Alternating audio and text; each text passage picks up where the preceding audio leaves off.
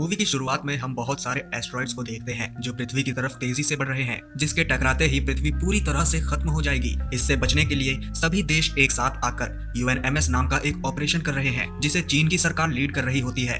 और इस ऑपरेशन में वे सभी चंद्रमा पर एक ऐसे न्यूक्लियर बेस को बनाने की सोच रहे हैं जहां से ढेर सारे न्यूक्लियर बम की मदद से इन सभी एस्ट्रॉइड्स को अंतरिक्ष में ही खत्म किया जा सके। मिशन पर काम शुरू होता है और फिल्म तेजी से 8 साल आगे बढ़ती है और वो समय आ चुका है जब इन मिसाइलों को लॉन्च करना है और आखिरकार सभी एस्ट्रॉइड्स को खत्म कर दिया जाता है, जिससे पृथ्वी पर सभी लोग जश्न मना रहे हैं।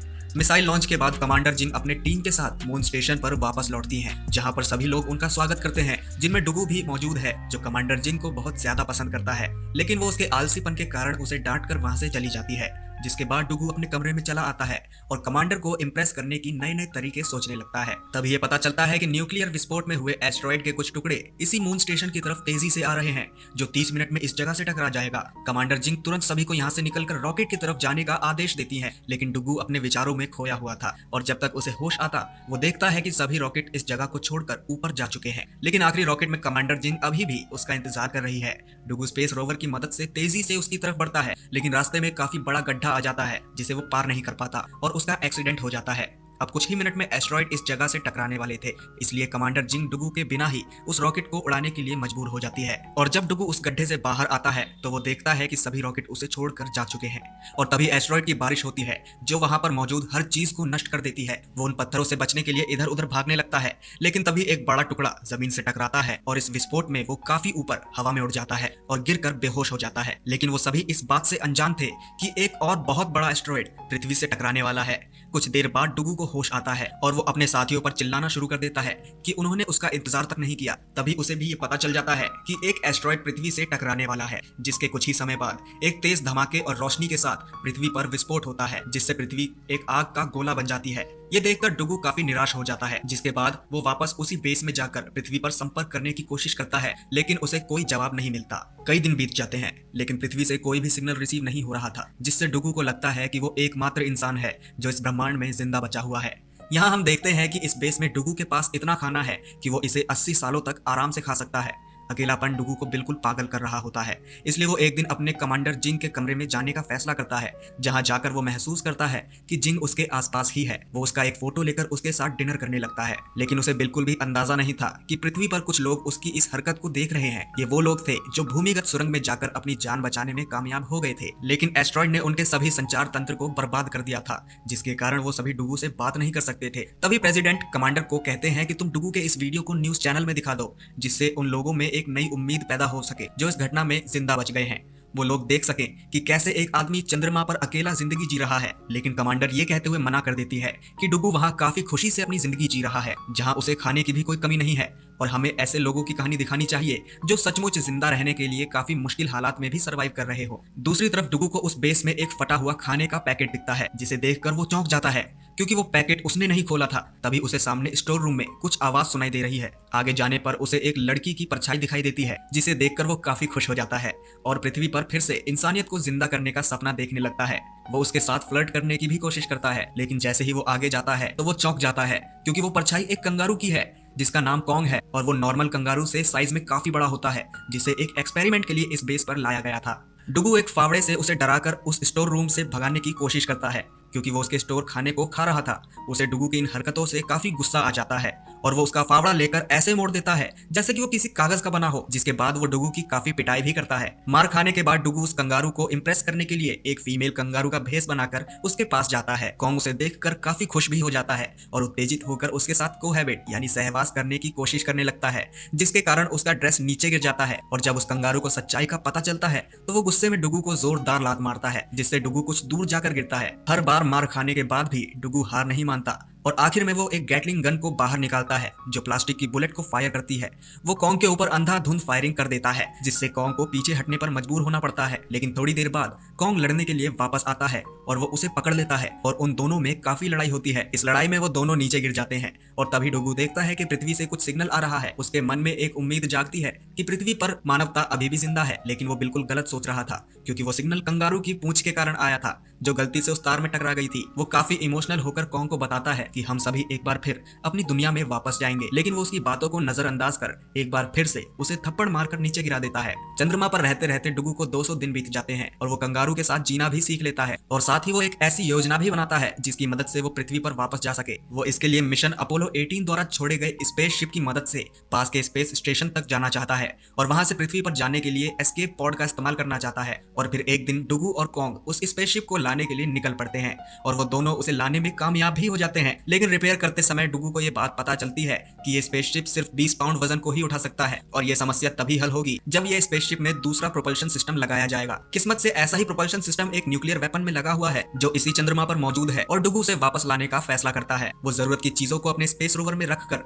कॉन्ग के साथ उस न्यूक्लियर वेपन को लेने निकल जाता है। ये यात्रा काफी लंबी होने वाली थी क्योंकि वो न्यूक्लियर वेपन चंद्रमा की बिल्कुल दूसरी तरफ एक रिसर्च बिल्डिंग में पड़ा हुआ है। वहीं पृथ्वी पर कमांडर जिंग और उनके साथी डुगू को काफी उत्सुकता से देख रहे थे क्योंकि उसकी स्पेस रोवर पूरी तरह से सौर ऊर्जा पे चलती थी और चंद्रमा पर केवल 14 दिन ही सूर्य की रोशनी रहती है, जिससे उसका स्पेस रोवर सिर्फ 6500 किलोमीटर ही जा सकता था, जबकि रिसर्च सेंटर 8000 किलोमीटर दूर है, जिसके कारण सूर्य के अस्त होने के बाद डुगू की गाड़ी कहीं भी रुक सकती है और वो ठंड में वहीं मर भी सकता है। कमांडर जिंग और उनके साथी को लगता है कि अब कुछ नहीं हो सकता, लेकिन तभी वो देखते हैं कि डुगू बिल्कुल उल्टी दिशा में जा रहा है और ये पता चलता है कि वो सूर्य की रोशनी का पीछा कर रहा है क्योंकि चंद्रमा केवल 16 किलोमीटर प्रति घंटा की रफ्तार से ही घूमता है। इससे उसकी यात्रा लंबी तो होगी लेकिन आसानी से वो उस रिसर्च सेंटर तक पहुंच सकता है। इस मिशन में उसे 41 दिन लगने वाले थे जिसमें वो केवल 4 घंटे ही सोता था। जैसे जैसे दिन बीत रहे थे वो थकान के कारण डिप्रेशन में जा रहा था और आखिरकार एक लंबी और जोखिम भरी यात्रा के बाद वो दोनों रिसर्च सेंटर पहुंच जाते हैं जहां उसे वो न्यूक्लियर वेपन मिलता है जो हवा में लटका हुआ है। वो दोनों आराम से उसे नीचे उतारते हैं। तभी कॉन्ग उसके पावर बटन के साथ छेड़छाड़ करने लगता है, लेकिन कुछ बिगड़ता इससे पहले ही डुगू उसे रोककर उस वेपन को खराब होने से बचा लेता है। उस न्यूक्लियर वेपन को वापस ले जाते समय डुगू को डर था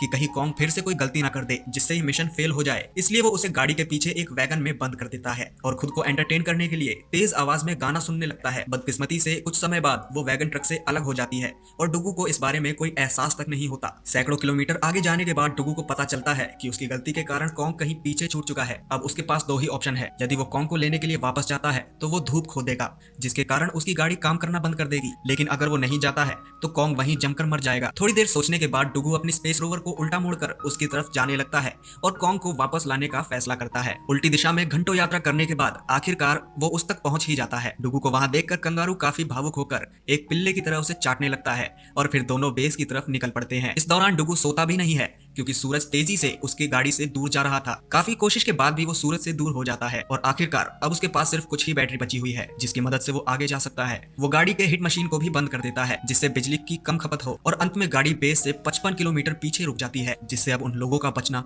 लगभग असंभव था। काफी ठंड के बीच वो दोनों गाड़ी में ही बैठे रहते हैं और उन लोगों के पास अब सिर्फ 3 घंटे की ही ऑक्सीजन बची हुई है।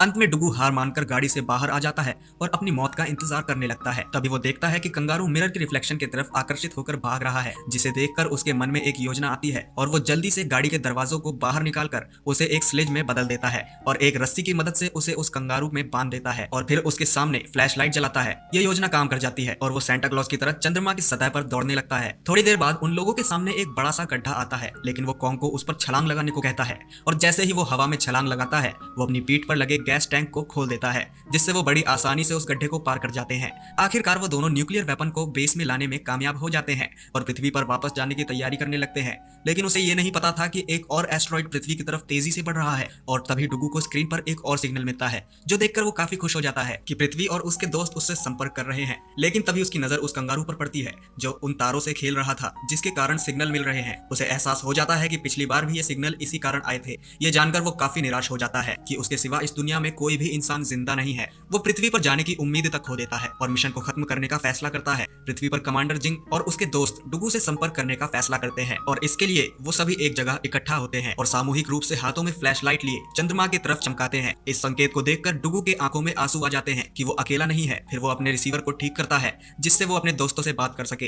काफी मेहनत के बाद वो अपने दोस्तों से संपर्क करने में कामयाब हो जाता है, जहां वो कमांडर जिंग और अपने दोस्तों को देखता है। तभी एक प्राइवेट मोमेंट में डुगू कमांडर जिंग के सामने ये स्वीकार करता है कि वो एकमात्र कारण थी जिसके कारण वो इस मिशन में आया था। ये सुनकर जिंग हैरान हो जाती है और उसे चंद्रमा पर अकेला छोड़ने के लिए माफी भी मांगती है। डुगू अपने दोस्त की मदद से उस रॉकेट के प्रोपल्शन सिस्टम को मॉडिफाई करना शुरू कर देता है। कुछ दिनों में सेटअप पूरा होने के बाद डुगू और कॉन्ग अपनी यात्रा शुरू करते हैं और बिना कोई परेशानी के स्पेस स्टेशन तक पहुंच जाते हैं। उन लोगों को बिल्कुल भी अंदाजा नहीं था कि एक एस्ट्रॉइड पृथ्वी की तरफ तरफ तेजी से बढ़ रहा है। पृथ्वी पर भी लोग डुगू के स्पेस स्टेशन तक पहुंच जाने का जश्न मनाते हैं और जैसे ही डुगू एस्केप पॉड में जाने की तैयारी करता है कि तभी कमांडर जिंग को उस एस्ट्रॉइड के बारे में पता चलता है जो पृथ्वी की तरफ आ रहा है, जिससे एक बार फिर पृथ्वी पूरी तरह से खत्म हो जाएगी। यूएनएमएस हेडक्वार्टर में लोगों को ये पता चलता है कि केवल डुगू ही है जो इंसानियत को बचा सकता है, क्योंकि उसके पास स्पेस स्टेशन पर न्यूक्लियर वेपन है। कोई रास्ता ना होने के कारण कमांडर जिंग डुगू को एक खबर देती है और डुगू ये काम करने के लिए मान भी जाता है, ये जानते हुए भी कि इस काम में उसे अपना बलिदान देना होगा। इसके बाद डुगू कॉन्ग को शुक्रिया अदा करते हुए कहता है कि तुमने कठिन वक्त में भी मेरा साथ दिया है, तुम मेरे बहुत अच्छे दोस्त हो। इसके बाद वो कॉन्ग को एक एस्केप पॉड में भरकर पृथ्वी की तरफ भेज देता है। वो उसकी तरफ देखकर रोने लगता है क्योंकि वो अपने दोस्त को आखिरी बार देख रहा था। वो अपने आप को संभालता है क्योंकि उसे मानवता को बचाने के लिए बहुत बड़ी जिम्मेदारी सौंपी गई है। कुछ देर बाद वो अपने स्पेसशिप से उस एस्ट्रॉइड की तरफ बढ़ता है, जहां कुछ दूर जाने के बाद वो एस्ट्रॉइड के एक तूफान में घुस जाता है। वो स्पेसशिप को इन पत्थरों से बचाकर आगे ले ही जा रहा होता है कि एक पत्थर तेजी से स्पेसशिप से टकरा जाता है, जिसमें स्पेसशिप गोल गोल घूमने लगता है। डुगू उसे कंट्रोल करने की कोशिश भी करता है, लेकिन वो ऐसा कर नहीं पाता। कोई रास्ता न देखकर वो स्पेसशिप के एक दरवाजे को तोड़ देता है, जिससे स्पेसशिप के अंदर काफी दबाव बनने लगता है जो उसे घूमने से रोक देता है। डुगू बाहर आकर चेक करता है तो वो देखता है कि स्पेसशिप का इंजन पूरी तरह से खराब हो चुका है, जिसके कारण वो उस एस्ट्रॉइड तक भी नहीं जा सकता जिसे उसे खत्म करना है। कोई दूसरा रास्ता ना होने पर वो खुद अपने हाथों से उसे उस एस्ट्रॉइड तक ले जाने का निर्णय करता है, जिससे उसकी एक दर्दनाक मौत होगी। वो अपनी मौत से डरे बिना और अपने हाथों से उस न्यूक्लियर वेपन को खींचते हुए आगे बढ़ने लगता है। कई चट्टानें डुगू के स्पेस सूट से लगातार टकरा रही थी, जिससे वो धीरे धीरे टूटने लगा था और आखिरकार वो उस एस्ट्रॉइड तक पहुंच जाता है। वो अपने अंतिम समय में भी अपनी क्रश कमांडर जिंग को याद कर रहा होता है और उसके साथ बिताए अंतिम पलों की यादों में खो जाता है। तभी एक भयंकर विस्फोट होता है जिससे वो एस्ट्रॉइड पूरी तरह से तबाह हो जाता है। पृथ्वी पर लोग अपने बंकर से निकलकर आसमान में उस विशाल विस्फोट को देखते हैं, जिससे वो लोग काफी खुश हैं, लेकिन इस बात का उन लोगों को दुख भी है कि उन्होंने डुगू को खो दिया है। कई साल बीत जाते हैं, पृथ्वी पर वापस सब कुछ सामान्य हो जाता है। लोग पहले की तरह जीना सीख लेते हैं। डुगू का बलिदान लोगों के लिए एक मिसाल बन गया है। कंगारू कॉन्ग को भी उसके प्राकृतिक आवास भेज दिया जाता है और मूवी के अंत में कमांडर जिंग और उनकी टीम को फिर से चंद्रमा पर भेज दिया जाता है, जिससे वो पृथ्वी को बचाने का अपना काम जारी रख सकें।